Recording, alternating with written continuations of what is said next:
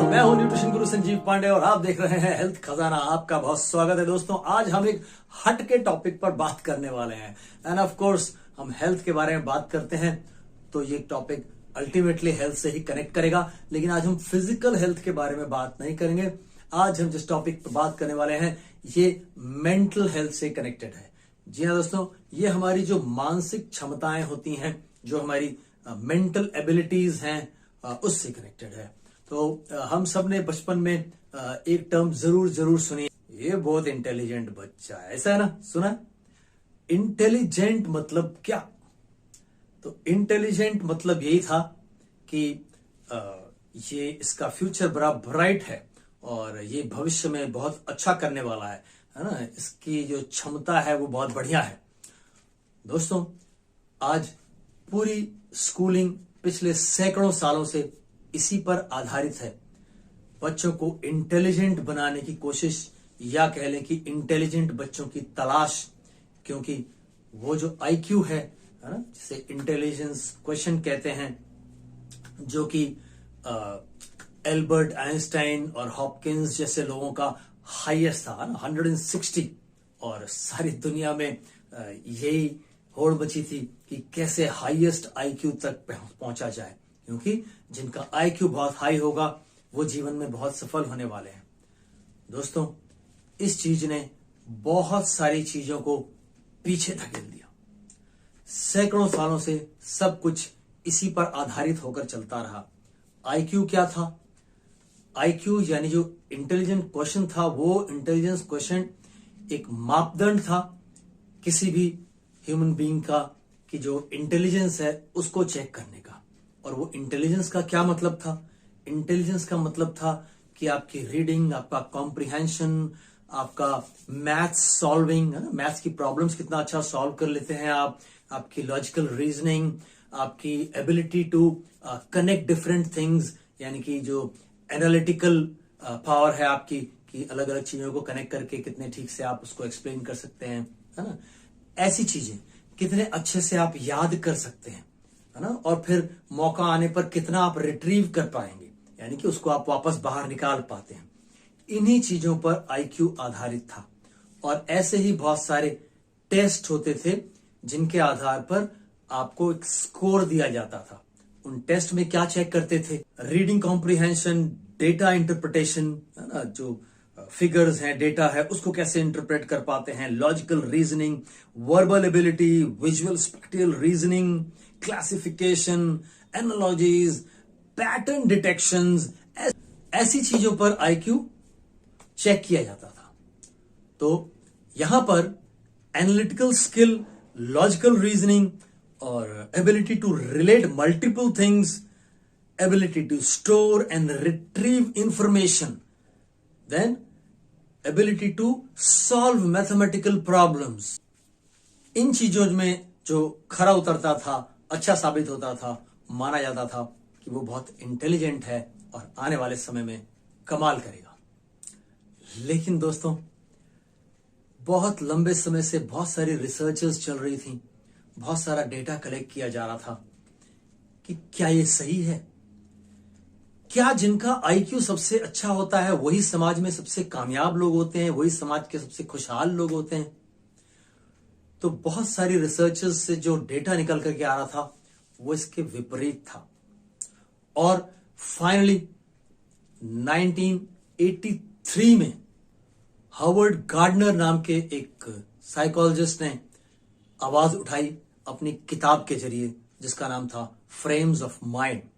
उसमें उसने कहा कि किसी भी इंसान की काबिलियत या भविष्य में उसकी वो कितना कामयाब होगा, इसका पैमाना आईक्यू नहीं हो सकता। उसने इसके विरोध में आवाज उठाई, जबकि आईक्यू को एस्टैब्लिश करने का श्रेय भी दो साइकोलॉजिस्ट को ही जाता है, Alfred Bennett and William stern. लेकिन उनके जो स्टेटमेंट्स थे उनको उनके ऊपर ऑब्जेक्शन रेज किया और फिर आगे और रिसर्च होनी शुरू हो गई। दोस्तों, हम इस सीरीज को करीब 3 या 4 वीडियो में कवर अप करेंगे, जिसमें हम पहला टॉपिक जो आपसे आज डिस्कस कर रहे हैं, आईक्यू, इंटेलिजेंस क्वेश्चन। और इसके अलावा आज जो और फैक्टर्स एस्टैब्लिश हो गए हैं, जिसमें इमोशनल क्वेश्चन है, इमोशनल इंटेलिजेंस ईक्यू, और सोशल क्वेश्चन है एसक्यू, एंड देन एक लास्ट क्वेश्चन जिसके बारे में बहुत बात हो रही है वो है AQ, यानी कि एडवर्सिटी क्वेश्चन। इन सब पर हम विस्तार से बात करेंगे और समझने की कोशिश करेंगे कि क्या चीज कैसे काम करती है और क्या चीज आज सबसे ज्यादा रिलेवेंट है और कौन सी थ्योरी सबसे ज्यादा प्रमोट की जा रही है। आईक्यू पर बात करते हुए चलें, मेरी उम्र के जो लोग होंगे उन्हें याद होगा, या मेरे से छोटे भी जो होंगे उन्हें याद होगा, अगर उन्होंने कभी किसी बचपन में जैसे सैनिक स्कूल एग्जाम के लिए प्रिपरेशन की होगी तो उनको याद होगा कि, या एनडीए के लिए प्रिपरेशन की होगी तो उन्हें याद होगा एक किताब होती थी जिसके अंदर बहुत सारी फिगर्स बने रहते थे, and you have to pick the odd one out, है ना, इसमें से कौन सा सही नहीं बैठ रहा उसको अलग करें, और बहुत सारे इस तरह के क्वेश्चंस होते थे जो आपकी लॉजिकल रीजनिंग चेक करते थे, है ना। तो वो चेक किया जाता था, है ना, क्योंकि वही चीज एग्जाम में पूछी जाएगी। जिनकी वो अच्छी है, दे आर गुड, उनको सिलेक्ट किया जाएगा। स्कूलिंग की अगर बात करें तो आज भी स्कूलिंग हिंदुस्तान पर इसी पैटर्न पर चलती है। अगर किसी बच्चे के मैथ्स में 96 मार्क्स आ गए या 92 या 90 प्लस मार्क्स आए तो बच्चा बहुत इंटेलिजेंट है, लेकिन अगर किसी के ज्योग्राफी में 90 मार्क्स आए तो उसकी ज्यादा चर्चा नहीं होती, नॉट सो इंटेलिजेंट। अच्छा, अगर उसके हिंदी में 78, 80, 85 मार्क्स आ गए, 89 मार्क्स आ गए तो Hindi not so intelligent. English again not so intelligent, हाँ ठीक है English okay. Physics oh yes intelligent बच्चा है। दोस्तों, क्या किसी एक सब्जेक्ट को दूसरे सब्जेक्ट से ज्यादा इंपॉर्टेंट या लेस इंपॉर्टेंट बोला जा सकता है? क्या वो मैथ्स में 98 मार्क्स लेके आ जाए लेकिन इंग्लिश में फेल हो जाए, या हिस्ट्री में या ज्योग्राफी में 32 मार्क्स स्कोर करे? इंटेलिजेंट नहीं ना। हर सब्जेक्ट की अपनी अपनी इंपॉर्टेंस है। तो इसी तरीके से जो इंटेलिजेंस के फील्ड में जिन चीजों को फाइंड आउट किया गया, जिन्हें पॉइंट आउट किया गया, जैसे मैंने अभी आपसे कहा कि आईक्यू, ईक्यू, एसक्यू, एक्यू, सब की अपनी अपनी इंपॉर्टेंस है। तो इसी चीज के विरोध में आवाज उठी थी कि किसी एक पैमाने पर यह कैसे तय किया जा सकता है कि यह इंसान बहुत काबिल है। और इस पे सवाल उठने का एक कारण था, वो ये था कि काफी लंबे समय से चल रही रिसर्च में यह देखा गया कि बहुत से इंसान जिनका आईक्यू बहुत अच्छा था, जीवन में बहुत खुशहाल नहीं रहे। उनके पास अच्छी फैमिली लाइफ नहीं थी, सोशल लाइफ नहीं थी, उनके रिलेशनशिप्स सक्सेसफुल नहीं रहे। तो इसीलिए इन पर यह सवाल उठ रहे थे, और इसलिए फिर बाकी स्टडीज सामने आई जहां पर कुछ और भी फैक्ट्स एस्टैब्लिश किए गए कि जीवन में कामयाब होना है तो एक आधार पर नहीं, चल ही नहीं सकता। और यह बार बार प्रूव हुआ कि जिनका आईक्यू बहुत अच्छा था उनकी सोशल लाइफ, फैमिली लाइफ कुछ भी नहीं थी। और दोस्तों, एक आदमी की जिंदगी खुशहाल बिना सोशल लाइफ के हो ही नहीं सकती। क्यों? हम स्कूल से पढ़ते आ रहे हैं, man is a social animal. इस समाज में रहना है, इस समाज में रहना है तो बाकी समाज के साथ जो तालमेल होगा आपका, है ना, वहां से क्या खुशी डिराइव हो रही है, वहां कितना सामंजस्य बना पा रहे हैं, अपने आप को कैसे संभाल पा रहे हैं, लोगों से कैसे एडजस्ट कर पा रहे हैं। अगर इन सब चीजों में आप कामयाब नहीं होंगे तो आपका जीवन खुशहाल हो ही नहीं सकता। मैथ्स की प्रॉब्लम सॉल्व कर करके रामानुजम की जिंदगी बहुत अच्छी नहीं थी। अगर आप उनके बारे में पढ़ेंगे तो he was extraordinary person with mathematics, लेकिन ओनली मैथमेटिक्स। तो उनकी बाकी की लाइफ ऑलमोस्ट जीरो हो गई। बहुत तकलीफ सही उन्होंने जीवन में। ऐसे एक नहीं हजारों एग्जाम्पल्स हैं, है ना। तो इसके बाद जो एस्टैब्लिश हुआ उस पर हम नेक्स्ट वीडियो में बात करेंगे। लेकिन आज मैं आपको कुछ क्वेश्चंस छोड़ के जा रहा हूं। क्या आप, अगर आपके बच्चे हैं, स्कूल्स में पढ़ रहे हैं, कॉलेजेस में पढ़ रहे हैं, या आप खुद भी बच्चे हैं और अभी पढ़ रहे हैं, तो क्या इस चीज पर ध्यान देते हैं कि वो जो स्कूल में पूरा फोकस जिसके ऊपर किया जा रहा है, वो चाहते हैं कि आप कमरे में बंद हो जाओ, किसी से कोई तालमेल ना रखो और कामयाब हो जाओ। क्या वो आपको एक कामयाब जिंदगी की तरफ ले जाएगा? और अगर ऐसा होता तो जिनके बहुत हाई आईक्यूज थे वो जीवन में सुसाइड जैसा कदम तो नहीं उठाते, है ना? लेकिन ऐसा हो रहा है। आपने देखा होगा पिछले कुछ सालों में बार बार न्यूज सुनने को आती है कि फलां आईएएस ने सुसाइड कमिट कर लिया। क्यों भाई, क्या हो गया जीवन में? फिर जब आप स्टोरी में डेप्थ में जाओगे तो आपको पता चलेगा कि सोशल कनेक्शंस अच्छे नहीं थे, फैमिली लाइफ बहुत पुअर थी। फिर आप स्कूल स्टेज से ही देख रहे होगे, आप बार बार सुनने को मिलता है कि किसी एग्जाम का रिजल्ट आया और उसके बाद कुछ बच्चों ने सुसाइड कमिट कर लिया। वो बच्चे नहीं थे जो 33% मार्क्स लेके पास होते थे, वो बच्चे थे जो 97 98 स्कोर करते थे, लेकिन मेरिट 99 पे रुक गई थी या कई बार 100 पे रुक जाती है, तो बच्चे सुसाइड कमिट कर लेते हैं।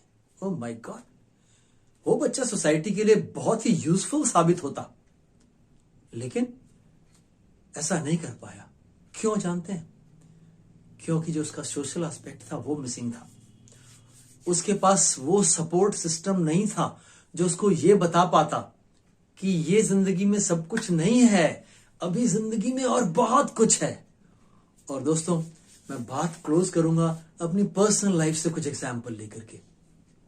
मैंने लाइफ में जिस भी फील्ड में हाथ रखा, जिस भी फील्ड में कुछ करने की कोशिश की, वहां सब ताकत लगा करके एक्सेल करने की कोशिश की, सबसे आगे रहें, सिवाय पढ़ाई के।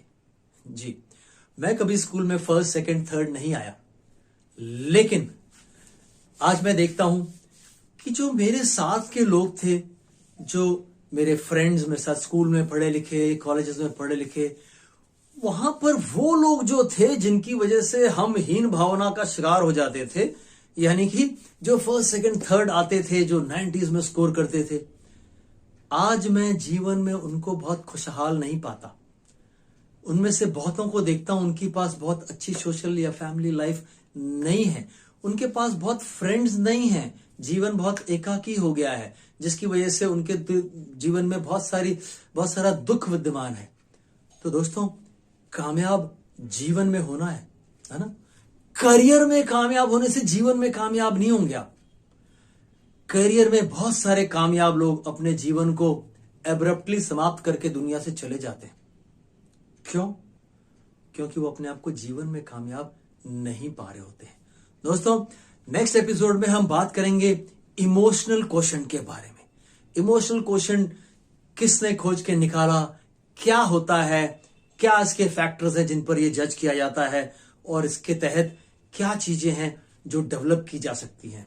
याद रखिएगा, ये जो आईक्यू है ना, इंटेलिजेंस क्वेश्चन, आईक्यू इनबॉर्न होता है, और जो बाकी के ईक्यू, एसक्यू, एक्यू हैं, ये सब डेवलप किए जा सकते हैं।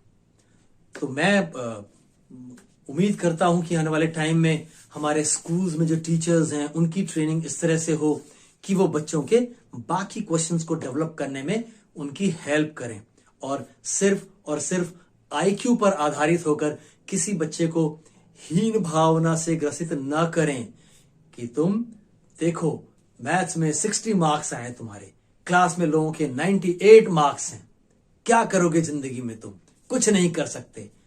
इन सब चीजों से बहुत दूर रहें, क्योंकि आज हमारे देश का नाम बहुत ऊंचा करने वाला एक आदमी, जिसे आप गौतम अडानी के नाम से जानते हैं, हाल ही में उसके एक इंटरव्यू में हमने क्या जाना, स्कूल में उसे पढ़ने का बहुत मौका नहीं मिला, हाई स्कूल के बाद आगे जाने का बहुत मौका नहीं मिला, पढ़ने के लिए रिसोर्सेज नहीं थे, काम करना पड़ा। आज दुनिया का तीसरा सबसे अमीर आदमी है वो, और हिंदुस्तान को दुनिया के नक्शे पर ऊंचा उठा रहा है, एशिया का सबसे अमीर आदमी। उसकी बातें सुनी, यू विल नो IQ सब कुछ नहीं है, जीवन में और बहुत कुछ है करने के लिए, राइट? और अगर आप सोसाइटी में ये एजुकेशन प्रमोट कर रहे हैं कि बहुत अच्छे नंबर लेके आओ और फिर एक अच्छी नौकरी मिलेगी और अच्छा पैसा कमाओगे और अच्छी जिंदगी होगी, तो मैं आपसे इत्तेफाक नहीं रखता। इसलिए क्योंकि फोर्ब्स मैगजीन हर साल दुनिया के सबसे अमीर 100 लोगों की लिस्ट पब्लिश करती है, और अभी तक के फोर्ब्स के इतिहास में जितनी भी लिस्ट पब्लिश हुई हैं उसमें हमेशा 80% से ज्यादा लोग ऐसे रहे हैं जो नॉन ग्रेजुएट्स थे, यानी कि वो IQ पर फोकस्ड नहीं थे या उनका IQ बहुत अच्छा नहीं था। फिर चाहे बात गौतम अडानी की करें और चाहे बिल गेट्स की या स्टीव जॉब्स की, है? वो उनके पास जो स्किल थी वो कुछ और थी, वो IQ नहीं था लेकिन, राइट? तो दोस्तों मिलते हैं नेक्स्ट एपिसोड में, तब तक के लिए स्वस्थ रहिए, मस्त रहिए। जय हिंद।